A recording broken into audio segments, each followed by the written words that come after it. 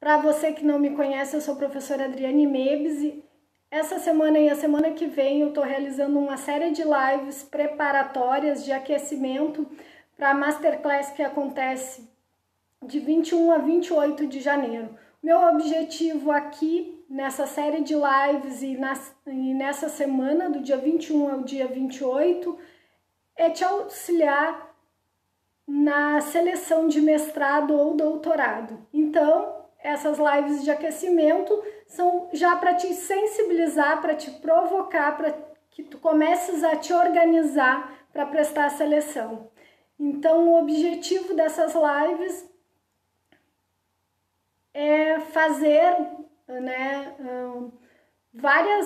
tirar várias dúvidas, né, e auxiliar vocês em várias questões com relação a dúvidas frequentes, né, que os alunos e as alunas têm com relação às seleções de mestrado e doutorado.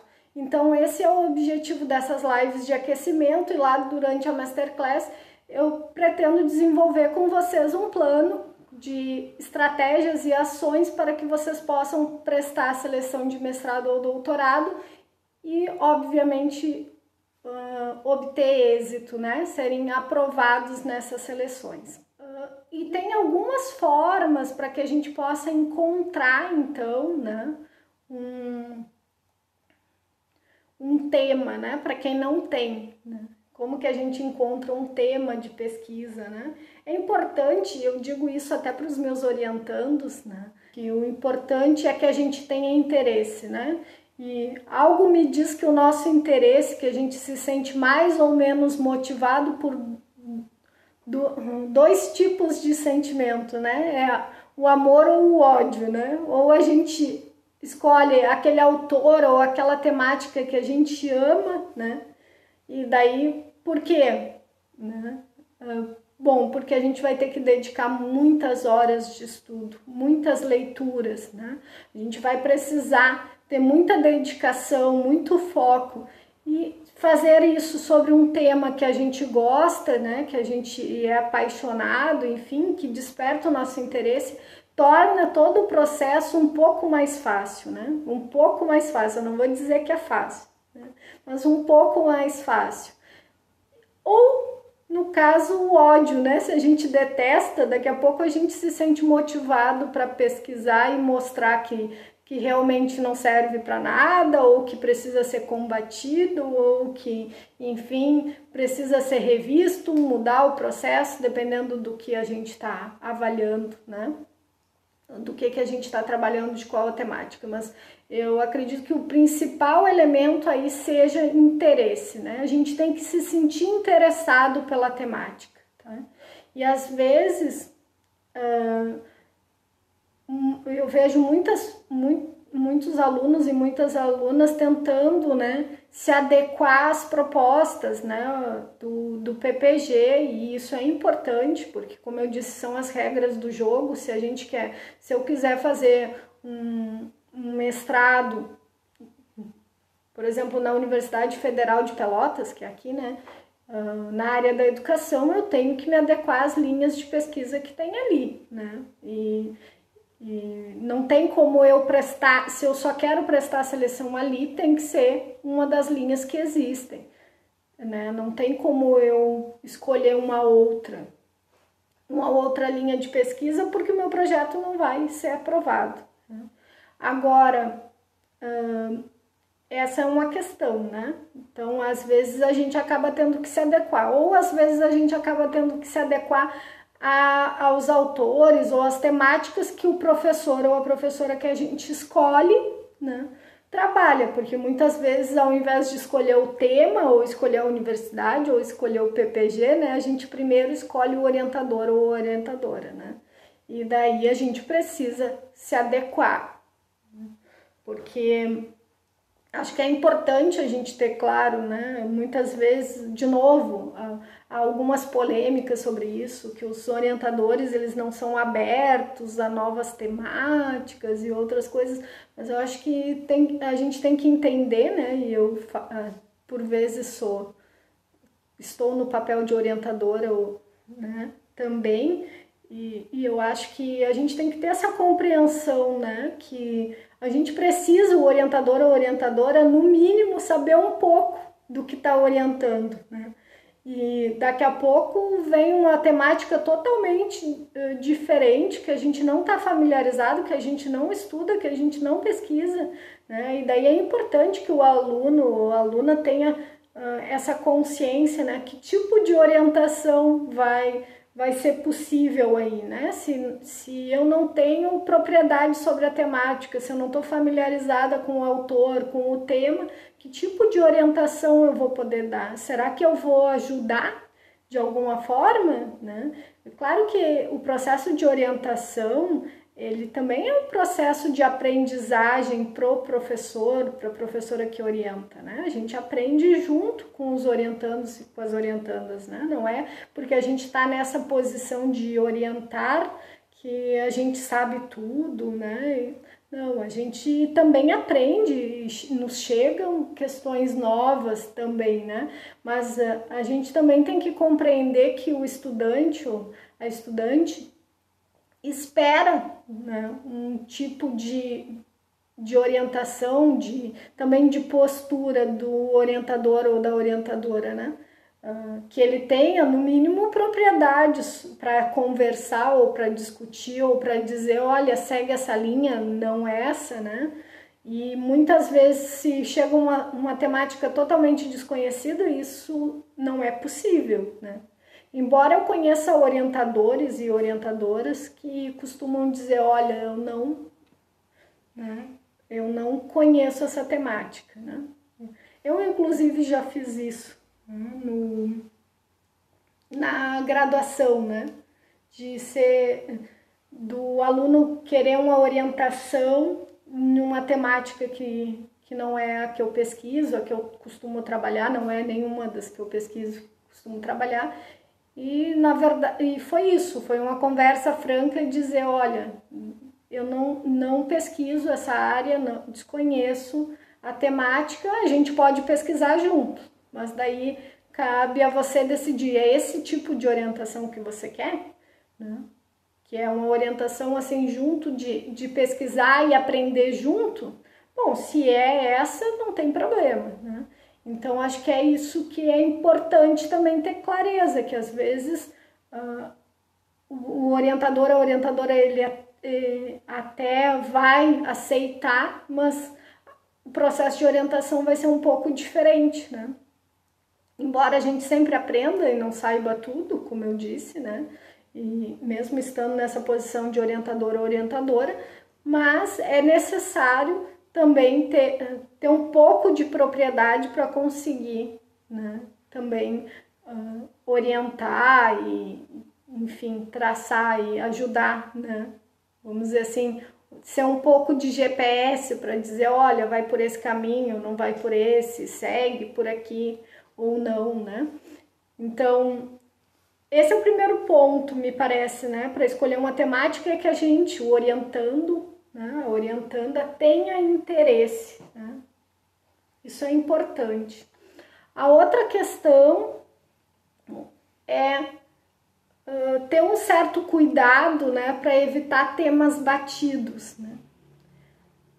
Daí a gente pode pensar, ah, meu Deus, mas então que tema que eu vou trabalhar, né? Porque qual o tema que ainda não foi desenvolvido, né? Qual o tema que ainda não foi pesquisado? Fica muito difícil assim, né? Na verdade, a gente, mesmo que o tema seja muito pesquisado, muito trabalhado na nossa área, a gente pode dar um enfoque diferente, né? Então essa é a questão, né? E daí na área das ciências humanas e das ciências sociais e sociais aplicadas, me parece que isso ainda é mais fácil para gente, né? Porque principalmente quando a gente trabalha aí com pesquisa qualitativa, né? Porque é muito subjetiva no sentido de que nós, não que a pesquisa não tenha critério, pelo contrário, tem rigor, tem critério também, né? Não é o que as pessoas pensam, né? Que porque na área das ciências humanas e das ciências sociais não tem nenhum critério, não tem nenhum rigor, né? Tem critério, tem rigor metodológico, tem metodologia, né? Mas tem um fazer muito próprio que é dado pelo pesquisador, pela pesquisadora, né? Então, daí essa questão de evitar temas batidos, porque a gente sempre consegue trabalhar sobre uma nova perspectiva, um tema, mesmo que esse tema já tenha sido muito explorado, né? Dificilmente a gente vai ter a mesma perspectiva, o mesmo enfoque que alguém, né? Já aconteceu, mas não é comum, né? Duas pessoas terem a mesma ideia, a mesma pesquisa, o mesmo, né? Fazer a mesma descoberta, né? Se não me engano, foi a Ana Teberovsky e a Magda Soares, se eu não estou enganado, que estavam completamente distantes, pesquisando a mesma coisa, né? E daí depois se descobriram fazendo a mesma pesquisa e chegando às mesmas conclusões sem nunca antes terem se falado e, enfim, se conhecido. Então pode acontecer, né? Mas é muito raro. Então é importante que a gente consiga dar esse enfoque, né, próprio, e daí daqui a pouco também tornar mais específico, né? Então é importante de certa forma, e daí depende muito da área, né? Mas que a gente consiga trabalhar temas atuais. Daí os meus alunos ou as minhas alunas que estão aí me assistindo vão dizer assim: ai, professora, tema atual na filosofia, né? Mas as temáticas, algumas temáticas da filosofia ou de qualquer outra área, né, podem não ser temas atuais, mas a gente sempre pode dar uma abordagem atual, né? A gente sempre pode daqui a pouco trabalhar de uma forma atualizada o tema de pesquisa, tá? Então isso é importante, tá? Outra questão importante, né, é ter foco, né? Então tentar ser o mais específico possível, né? Por quê? Bom, a gente está falando de seleção de pós-graduação, né?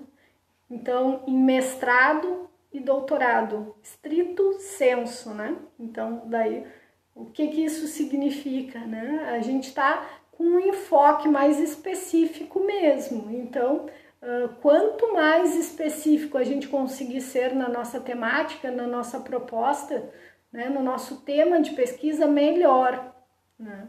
E daí mais difícil fica que a gente caia naquela questão dos temas batidos, né? Porque a gente vai especificar a temática, né? E vai trabalhar ela de forma aprofundada. Um projeto com um tema muito amplo, ele é muito mais difícil, né, de ser aceito. Por quê? Bom, porque a gente também tem que considerar que a gente vai ter aí 2 anos, no caso do mestrado, no caso do doutorado, 4 anos para desenvolver a pesquisa, né? Então, mesmo que a gente queira, mas eu queria, sei lá, fazer uma pesquisa assim, pegar toda a história da humanidade, não dá, né? Não dá. Mas eu queria trabalhar todas as obras do autor, não dá, né? Não dá, nem 4 anos, às vezes nem a vida toda, se a gente passar pesquisando, a gente vai conseguir dar conta disso, né? Então, ser específico, né? Ser o mais específico possível quando a gente vai delinear a temática, né, o tema da pesquisa. Então, esse é um critério bastante importante, a especificidade, né? E a objetividade também, né? Ser objetivo no sentido da proposta ali, né, do tema, quando a gente está já elaborando o projeto, né, o anteprojeto. E daí uma questão importante, eu falei, né, de preferir temas atuais, né, mas é importante também ter um certo cuidado, né, porque a gente sempre tem que fazer uma reflexão que é a seguinte, né, Será que a gente tem conhecimento dos métodos e da literatura, né, necessária para desenvolver essa temática? Tá? E daí, essa questão, né? Se existe literatura também, né? Não adianta a gente querer um tema super atual que a gente não tem literatura, né? Para desenvolver, ou tem muito pouca pesquisa na área, né? Eu lembro sempre do meu primo. Eu tenho um primo que fez graduação em ciências biológicas, né? Biologia. E na época ele queria fazer o TCC dele em biologia forense, né? Acho que ele assistia muito o CSI, enfim, toda essa questão E ele era bem jovem, e ele queria fazer o projeto dele sobre a biologia forense. Só que isso já faz alguns anos, né? Ele pesquisava, a gente não encontrava nada de literatura, nada, nem artigo científico, né? E eu lembro que ele me pediu ajuda na época, e daí eu fiz uma busca em periódicos internacionais e tal, e a gente não encontrava, não tinha literatura científica sobre o tema. Agora eu não lembro exatamente, de forma mais específica, o que era, mas eu lembro que era biologia forense o que ele queria trabalhar. E daí ele apresentou o projeto e a orientadora disse: olha, tu não vai ter literatura para desenvolver esse projeto. Não, mas tem, eu vou desenvolver. Olha, tu não vai conseguir, porque tu não vai ter como desenvolver esse projeto. Não, eu vou, né? E daí ela disse: bom, então faz.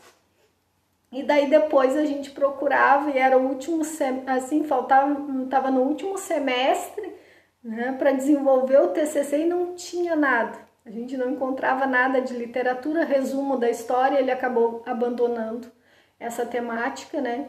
E o problema que ele estava propondo, e mudou completamente, foi para outra área. Eu acho que acabou trabalhando alguma coisa sobre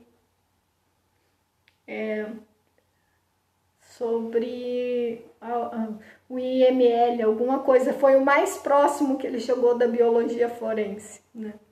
Mas como que são feitas, né? Como que a biologia pode auxiliar ali a questão das bactérias, dos fungos, na questão da perícia lá no EML. Foi o que ele conseguiu fazer, porque foi a única coisa mais próxima que ele encontrou um pouco de literatura, que também não era muito.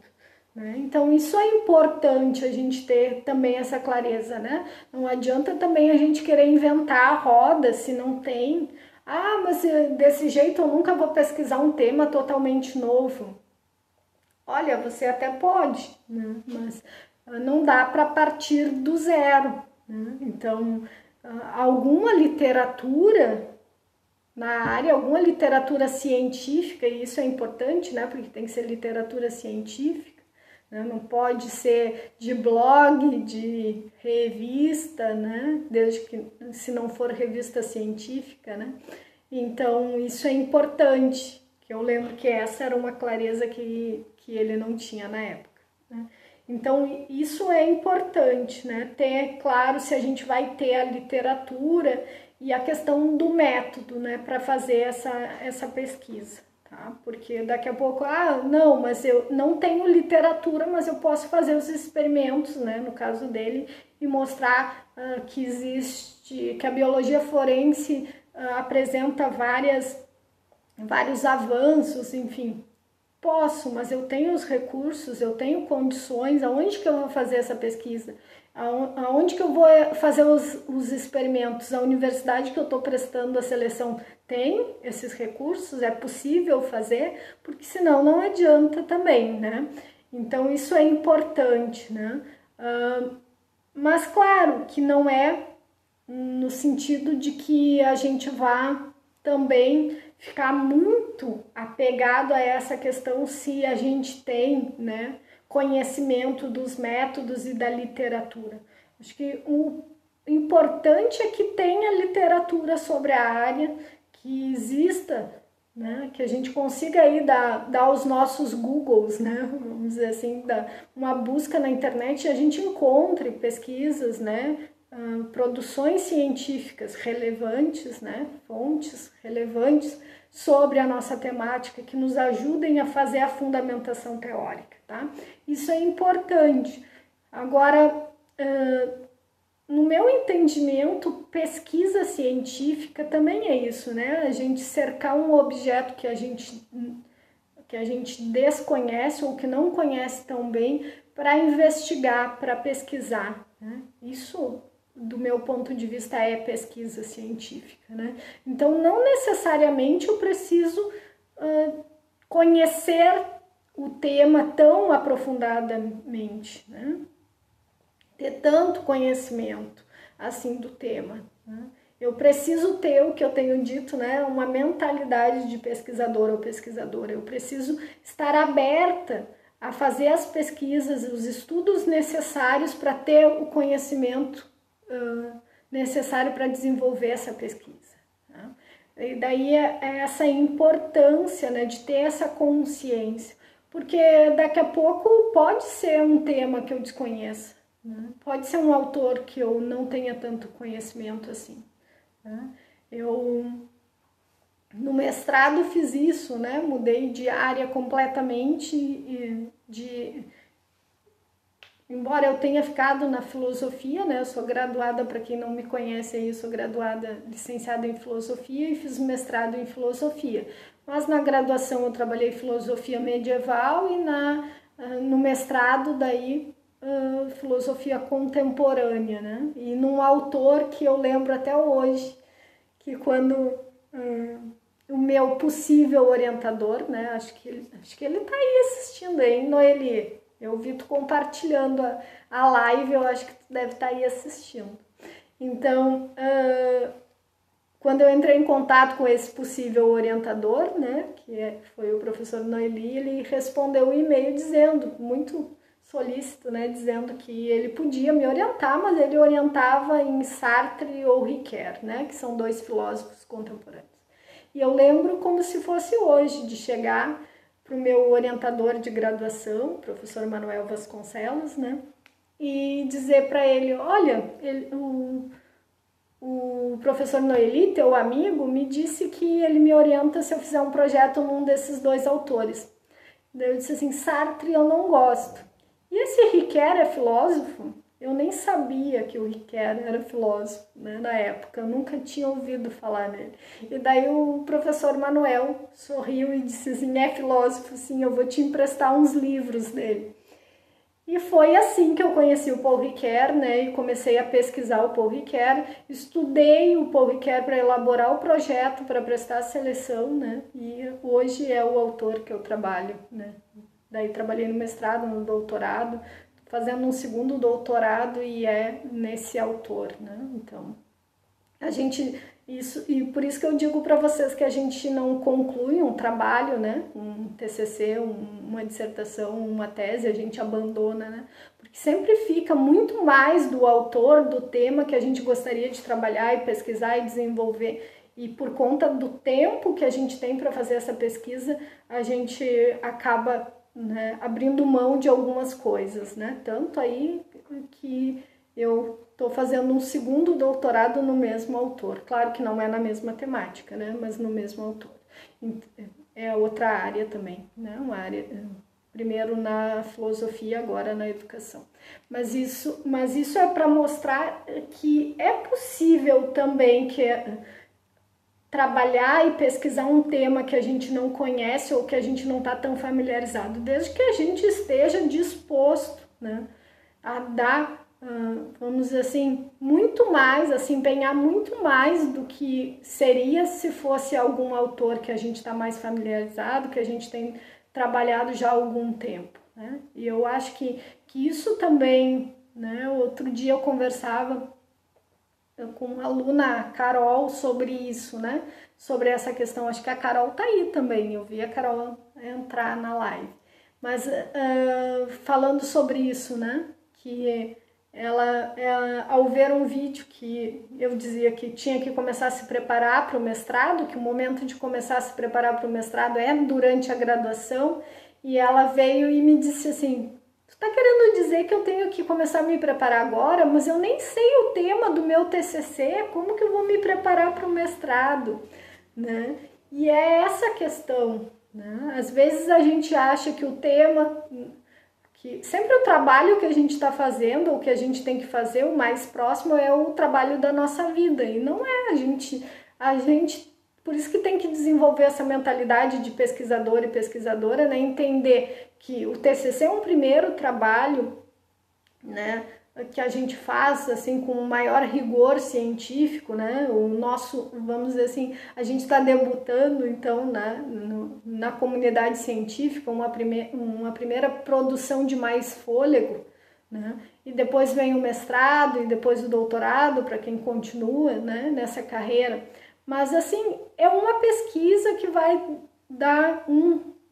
resultar no TCC, é uma pesquisa que vai resultar numa dissertação, é uma pesquisa que vai resultar numa tese, né? Mas é apenas uma pesquisa das muitas pesquisas que depois que a gente desenvolve essa mentalidade de pesquisador e pesquisadora, a gente vai desenvolver ao longo da nossa vida. Se a gente quer seguir essa carreira acadêmica de pesquisa, é apenas né? Uma pesquisa, apenas um tema. Então não precisa necessariamente ser o tema da nossa vida, né? O projeto da nossa vida, né? É mais uma pesquisa, e eu acho que quando a gente pensa desta forma, até o tema fica mais fácil de encontrar, né? É uma pesquisa, é mais uma pesquisa que a gente vai fazer. Pode não, no caso do mestrado, né? A gente está falando de seleção de mestrado e doutorado, então não é o primeiro tema de pesquisa que a gente vai desenvolver, porque se pressupõe que já tenha feito isso na graduação, né? A maioria dos cursos tem a previsão de TCC ou pelo menos memorial, né, na graduação, mas a gente sabe que tem alguns cursos que não é uma exigência, né, que tenha TCC, então pode não haver, né? O MEC também já flexibilizou aí para pós-graduação, né? As lato sensu não necessariamente precisam ter monografia, né? É uma escolha da universidade e algumas universidades têm colocado isso como optativo para os alunos, né? Se querem ou não desenvolver uma monografia. Então, mas assim, no mestrado, para a maioria das pessoas não é o primeiro trabalho, não é a primeira pesquisa científica, né? Esse primeiro passo foi dado lá com o TCC. Então, a gente tem que pensar que é mais uma, né? Só mais uma pesquisa. Então, a gente precisa somente mais um tema de pesquisa, né? Então, é importante aí, só para retomar que a gente já está chegando aí numa hora de live, né? Então, alguns critérios para a gente escolher o nosso tema, né? Que seja interessante para nós, primeiramente, né? Mas tem que ter relevância e interesse, obviamente, do PPG, lá da linha de pesquisa que a gente vai prestar a seleção, que a gente evite temas batidos, então que tente dar um outro enfoque, né? Um enfoque daqui a pouco mais específico, enfim. Tenha uma certa preferência por temas atuais ou uma abordagem mais atual de um problema, de um velho problema, de um problema antigo, pode ser também de um tema antigo, né? Dar uma abordagem, uma perspectiva nova para esse problema, ter foco, né? Então ser específico, né? Tentar ser o mais específico possível, não ter um tema muito abrangente, né? E refletir sobre os métodos e a literatura necessária primeiramente para desenvolver o projeto e depois para desenvolver a pesquisa, mas eu me preocuparia inicialmente com o projeto, né? A pesquisa depois a gente vai ter 2 ou 4 anos para desenvolver, tá bem? Então esses são os critérios do meu ponto de vista fundamentais para a gente pensar um tema de pesquisa, né? E respondendo ao questionamento aí da nossa live, não tem como prestar seleção de mestrado e doutorado sem tema, mas tem como criar ou encontrar um tema de pesquisa, tá? Então, fica aí a dica para se inscrever na semana, né, do dia 21 a 28 de janeiro, na Masterclass, né, como passar no mestrado e doutorado, começando do zero. Lá a gente vai traçar um plano e as estratégias necessárias para vocês obterem a aprovação no mestrado ou no doutorado, e vamos tentar aí também, vamos fazer um dia lá, todo um trabalho para tentar encontrar uma temática de pesquisa para quem ainda não tem, tá? Então se inscrevam, é gratuito, o link tá na bio aí no Instagram, no Facebook, tá bem?